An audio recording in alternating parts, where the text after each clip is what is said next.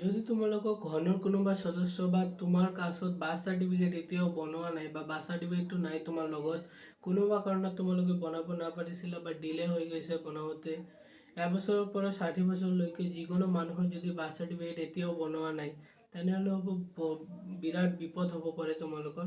কাৰণ অসমত ষ্টাৰ্ট হ'বলৈ গৈ আছে SIR, যে প্ৰচেছৰ ভিতৰত বহুত লাখ লাখ মানুহৰ নাম ভোটাৰ লিষ্ট বা ভোটাৰ কাৰ্ডৰ পৰা কৰ্তন কৰা হ'ব।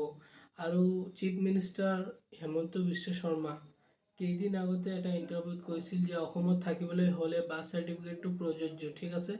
প্ৰত্যেকজন মানুহৰ লগত তেওঁৰ বাৰ্থ চাৰ্টিফিকেটটো থাকিবলৈ লাগিব।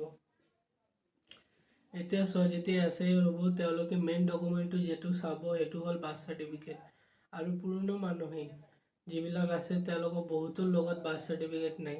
যদি তোমাৰ লগতো বাৰ্থ চাৰ্টিফিকেট নাই বা তোমাৰ ঘৰত কোনোবা মেম্বাৰৰ লগত বাৰ্থ চাৰ্টিফিকেটটো এতিয়াও বনাব নোৱাৰিলা, তেনেহ'লে চিন্তা কৰিবলগীয়া কোনো বেপাৰ নাই। মই এই ভিডিঅ'ত সকলো প্ৰচেছটো জনাই দিম কিদৰে তোমালোকে বাৰ্থ চাৰ্টিফিকেটটো বনাবলৈ পাবা। চিম্পল ঘৰতে বহি অনলাইনত তোমালোকে নিজৰ মোবাইলৰ জৰিয়তে 30 টকা এটা খৰচ কৰি তোমালোকে কিদৰে বাৰ্থ চাৰ্টিফিকেটটো বনাবলৈ পাৰিবা। কাৰণ যদি এতিয়াও তোমালোকে পলম কৰা, তেনেহ'লে পাছত বিপদত পৰিবা। কাৰণ এই মাসৰ লাষ্টত আগষ্ট মাসৰ শেষ হোৱাৰ লগে লগে SIRটো ষ্টাৰ্ট হৈ যাব, ঠিক আছে।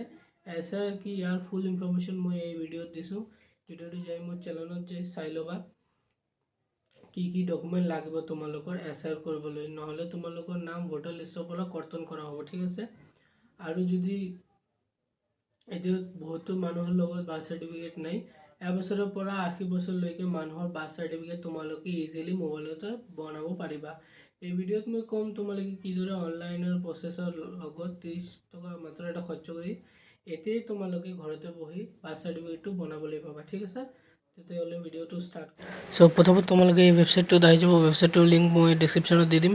ৱেবছাইটটোৰ নাম হৈছে এই ডিষ্ট্ৰিক্ট, ঠিক আছে। তো ইয়াত তোমালোকে কৰিব লাগিব বাৰ্থ চাৰ্টিফিকেট এপ্লাই। যিহেতু হিমন্ত বিশ্ব শৰ্মাই কৈছে যে বাৰ্থ চাৰ্টিফিকেট নাথাকিলে তোমালোকে কোনোবাই ভোট দিব নোৱাৰিবা। তো ভোট দিব নোৱাৰিবা, তো ভোটৰ লিষ্টৰ পৰা নাম কৰ্তন হৈ যাব, ঠিক আছে। তো ইয়াৰ পৰা তোমালোকে ভোটাৰ মানে বাৰ্থ চাৰ্টিফিকেটটো ইজিলি বনাব পাৰিবা। চেবছটোতো বনাব যায়, কিন্তু এই ৱেবছাইটত তোমালোকে ইজিলি চিম্পলি বনাব পাৰিবা। চেবছটোত বনালে তাত ৰিজেক্ট হোৱাৰ চান্স বহুত থাকে, ঠিক আছে। আৰু তাত ষ্টেটাছ চেক কৰাৰ মানে প্ৰচেছটো আলাদা, ইয়াত একদম বেলেগ হয়, ঠিক আছে, ষ্টেটাছ চেক কৰাৰ। তো এইটো মই প্ৰেফাৰ কৰোঁ যে ইয়াত তোমালোকে বনোৱা, কাৰণ ইয়াত তোমালোকে এপ্লাই কৰিলে সোনকালে হৈ যায়, ঠিক আছে। 15 দিনৰ ভিতৰত তোমালোকৰ বাৰ্থ চাৰ্টিফিকেটটো হৈ যাব। আৰু তোমালোকে যদি ইয়াত ID পাছৱৰ্ড বনোৱা নাই, ঠিক আছে, বহুতো মোৰ কমেণ্ট দি আছে ID পাছৱৰ্ড, তো ID পাছৱৰ্ডটো বন্ধ হৈ আছে। য'ত হ'ব মই ভিডিঅ' দিম। তো এতিয়া লগ ইন হৈ যাওঁ। লগ ইন হোৱাৰ পাছত তেনেকুৱা এটা ইণ্টাৰফেচ দেখিবলৈ পাবা। ইয়াত চোৱা ই ফৰ্ম বাই টাইটেল, তো ইয়াত তোমালোকে লিখিবা পাৰ্মিশ্যন, ঠিক আছে। পাৰ্মিশ্যন লিখি দিবা। তাৰপিছত ইয়াত চোৱা আহিছে permission for delayed bus registration, তো ইয়াত তোমালোকে ক্লিক কৰি দিবা চবৰ প্ৰথমত, ঠিক আছে। ইয়াত ক্লিক কৰাৰ পাছত তোমালোকে পাৰ্মিশ্যনটো পাই যাবা যে বাৰ্থ চাৰ্টিফিকেট বনোৱা ৰেজিষ্ট্ৰেশ্যনত, ঠিক আছে। ইয়াত তোমালোকে বাৰ্থ চাৰ্টিফিকেটটো বনাবলৈ পাৰিবা। আৰু ইয়াৰ পৰা তোমালোকে 3টা কাগজ লাগিব, যিহেতু মই কৈছোঁ, এতিয়া মই দেখাই দি আছোঁ। ইয়াত সৰ্বপ্ৰথম তোমালোকে ক্লিক কৰিবা। তাৰপিছত ক্লিক কৰাৰ পাছত ইয়াত তোমালোকে এটা অপশ্যন দেখিবলৈ পাবা, ঠিক আছে। গ'ত ক্লিক কৰি দিবা তোমালোকে। গ'ত ক্লিক কৰাৰ পাছত এতিয়া আহি গৈছে ইয়াত এপ্লাই অনলাইন চোৱা দেখিবলৈ পাবা। তো অনলাইনত ক্লিক কৰি দিবা আৰু ছাবমিট অনলাইনত ক্লিক কৰি দিবা ইয়াত।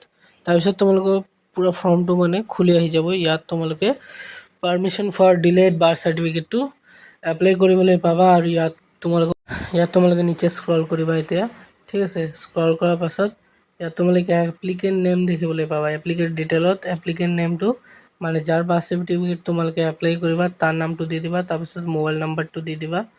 তাৰপিছত চোৱা ৰিলেশ্যন উইথ নিউ বৰ্ণ, ঠিক আছে। সেইটো ভেৰি ইম্পৰ্টেণ্ট হয়, ৰিলেশ্যন উইথ নিউ বৰ্ণটো। তো যাৰ বাৰ্থ চাৰ্টিফিকেট তুমি বনাই আছা তাৰ লগত তোমাৰ যিটো ৰিলেশ্যন আছে, যেমন মানে তুমি হয়তো তোমাৰ দেউতাৰ বাৰ্থ চাৰ্টিফিকেটটো বনাই আছা, তো তোমালোকে ইয়াত চন দি দিব পাৰা। বা তুমি যদি লেডিজ হোৱা তাহলে ডটাৰ দি দিব পাৰা, বা তোমাৰ ভাইৰ বনাই আছা তো ইয়াত ব্ৰাদাৰ দি দিব পাৰা, ঠিক আছে। তোমাৰ একৰ্ডিং সেইটো দি দিবা। মই ইয়াত এটা দি দিছোঁ। তাৰপিছত আধাৰ নাম্বাৰ, পেন নাম্বাৰ আৰু মেইল ID এইটো দিব পাৰা নদিব পাৰা, এইটো অপশ্যনেল হয়, ঠিক আছে। ষ্টাৰ মাৰ্ক দিয়া নাই যিহেতু। তাৰপিছত ইয়াত চোৱা নিউ বৰ্ণ ডিটেইল, মানে যাৰ এতিয়া বাৰ্থ চাৰ্টিফিকেট এইটো তোমালোকে ভালদৰে ফিল কৰিবা, এটা যেনি ভুল নহয়, ঠিক আছে। নামৰ জেগাত তোমালোকে নামটো দি দিবা যাৰ বাৰ্থ চাৰ্টিফিকেট হয়, আৰু ডেট অফ বাৰ্থ ইয়াত চাই আছে তোমালোকে ডেট অফ বাৰ্থটো দি দিবা ভালদৰে, জেণ্ডাৰ দি দিবা। তাৰপিছত ইয়াত স্ক্ৰল কৰি আহিবা, ফাদাৰ নেম আৰু মাদাৰ নেমটো দি দিবা তোমালোকে, ঠিক আছে, ভালদৰে দিবা, স্পেলিং যেনে ভুল নহয়। আধাৰ কাৰ্ডত দেখি দিবা। প্লেচ অফ বাৰ্থ দিবা, ইয়াত প্লেচ অফ বাৰ্থ তোমালোকে ক্লিক কৰিলে ইয়াত হোম, হাউচ, ঠিক আছে, হস্পিটাল বা আদাৰ্ছ হ'ব পাৰে। বহুতো মানুহৰ আগৰ দিনত হাউচত জন্ম হৈছিল বা আদাৰ জেগাত জন্ম হৈছিল, তো যিহেতু তোমালোকৰ হয় মানে যিহেতু জন্ম হৈছে তাতে এড্ৰেছটো দি দিবা, ঠিক আছে। ইয়াত মই হস্পিটেল দিছোঁ। এতিয়া নেম অফ হস্পিটেল, ঠিক আছে, যদি নেম অফ হস্পিটেল দিব পাৰা, আৰু যদি ঘৰত জন্ম হৈছে তো নেম অফ হস্পিটেল বা এড্ৰেছ নিদিলেও হৈ যাব, কিন্তু যদি হস্পিটেল হৈছে তোমালোকে দি দিবা। তাৰপিছত ৰিজন অফ বিং লেট, তো ৰিজনটো কি হয়, তোমালোকে এতিয়ালৈকে লেট কৰি আছা বাৰ্থ চাৰ্টিফিকেট বনোৱা নাই, সেই ৰিজনটো তোমালোকে দিব লাগিব, নহ'লে নহ'ব। তো ৰিজনটো তোমালোকে দি দিবা। তাৰপিছত স্ক্ৰল কৰিবা, ইয়াত নিউ বৰ্ণ address at the time of birth, যেতিয়া জন্ম হৈছিল তেতিয়াৰ এড্ৰেছটো তোমালোকে দিব লাগিব। মনত ৰাখিবা, যদি অন্য ডিষ্ট্ৰিক্ট বা ষ্টেটত জন্ম হৈছিল তাতে এড্ৰেছ দিবা, ঠিক আছে। ডিষ্ট্ৰিক্ট দি দিবা, চাব ডিভিশ্যন দি দিবা, চাব ডিভিশ্যন তোমালোকে ইম্পৰ্টেণ্ট হয় সেইটো দিবা। তাৰপিছত ভিলেজ বা টাউন এইটো দি দিবা, আৰু পিনক'ডটো আছে লাষ্টত, পিনক'ডটো তোমালোকে ভালদৰে দি দিবা, ঠিক আছে। আৰু ভিলেজ আৰু টাউনত তোমালোকে অপশ্যন পাবা ইয়াত ক্লিক কৰিলে ৰাইটত, তো সেইটো দি দিবা তোমালোকে জনামতে। তাৰপিছত এটেচমেণ্ট ছেকশ্যন, ঠিক আছে, ইয়াত তোমালোকে ডকুমেণ্ট আপলোড কৰিবলৈ লাগিব। ইয়াত চোৱা upload scan copy of applicants form, ঠিক আছে। এতিয়া এটা ফৰ্ম, এই ফৰ্মটো তোমালোকে ক'ত পাবা মই কৈ আছোঁ।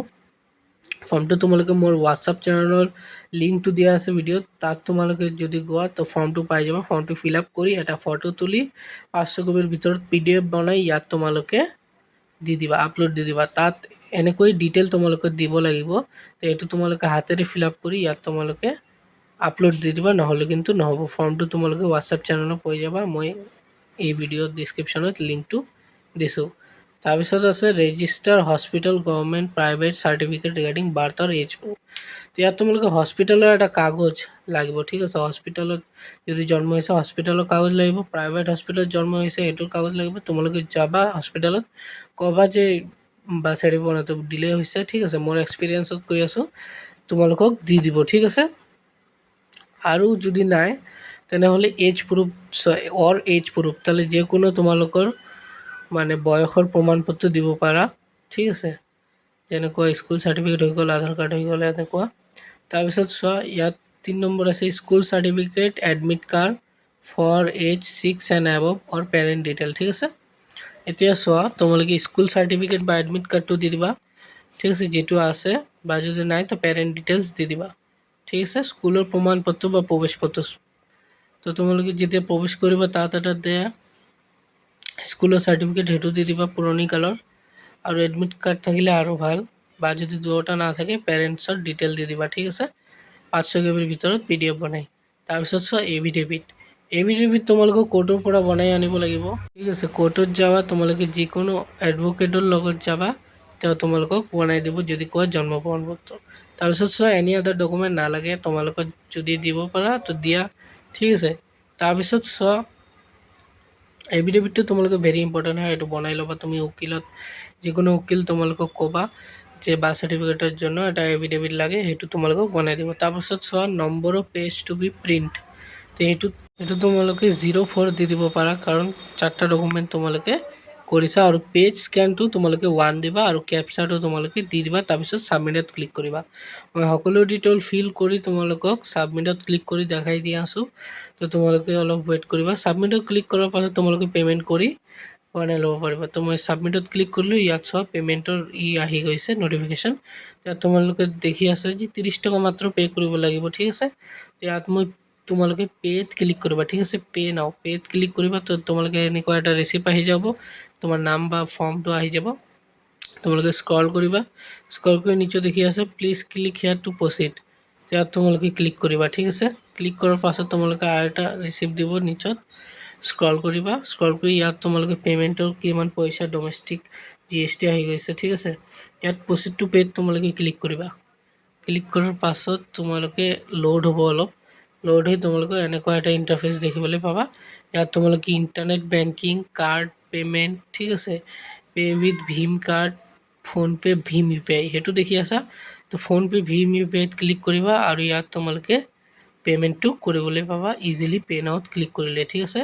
ইয়াত পে' নাওত যদি লেপটপত কৰি আছে তো পে' নাওত ক্লিক কৰিলে তোমাৰ মোবাইলত এটা মেছেজ আহি যাব ইউ পি আই আই ডি দিয়াৰ পাছত।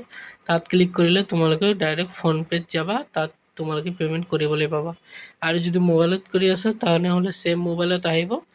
তো তাত তোমালোকে মেছেজটোত ক্লিক কৰিলে তোমালোকে এপত যাবা আৰু পে'মেণ্টটো কৰিবলৈ পাবা। তাৰপিছত এতিয়া কথা হ'ল যে এপ্লিকেশ্যন ফৰ্মটো তোমালোকে পাই যাবা এই ভিডিঅ'ৰ ডেছক্ৰিপশ্যনৰ হোৱাটছআপ চেনেলৰ লিংকত তোমালোকে এপ্লিকেশ্যনটো পাই যাব। এইটো ভেৰি ইম্পৰ্টেণ্ট হয়, কৰি ল'বা। আৰু এফিডেভিটটো তোমালোকে যিকোনো এডভকেট কোৰ্টৰ পৰা যাবা আৰু ক'ব বাৰ্থ চাৰ্টিফিকেটৰ জন্য এটা এফিডেভিট লাগে, সেইটো তোমালোকে বনাই ল'বা, ঠিক আছে। বাকী যদি মোৰ এই ভিডিঅ'টো নেদেখা তোমালোকে সেইটোও দেখি ল'বা। তাত মই কেনেকৈ 2005-ৰ ভোটাৰ লিষ্ট ডাউনলোড কৰিব লাগে সেইটোও কৈছোঁ, যাৰ কাৰণ SIR কাৰণত সেই দুটা চাৰ্টিফিকেটটো লাগিবই, ঠিক আছে। বাকী চেনেলটো ছাবস্ক্ৰাইব কৰি ল'বা। Thank you very much.